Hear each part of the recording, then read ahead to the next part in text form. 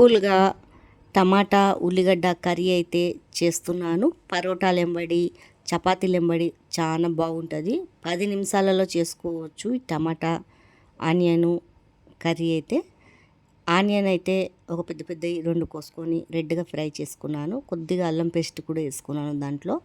మంచిగా ఫ్రై అయిపోయాక దాంట్లో ఒక చెంచాడు పసుపు వేసుకున్నాను. రుచికి సరిపోయేంత కారం వేసుకున్నాను. పచ్చివాసన పోయే వరకు అయితే మంచిగా అయితే ఫ్రై అయితే చేసుకున్నాను.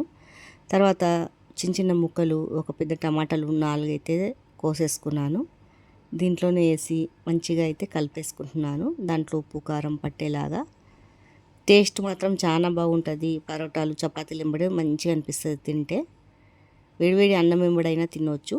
తర్వాత రుచికి సరిపోయేంత సాల్ట్ వేసుకొని పైనుంచి కొత్తిమీర వేసుకొని దింపేసుకోవడమే. ఈజీగా 10 నిమిషాలలో అయితే. మీకు నచ్చినట్లయితే లైక్ సబ్స్క్రైబ్ చేయండి. ఫుల్ వీడియో వాచ్ చేసి చూడండి.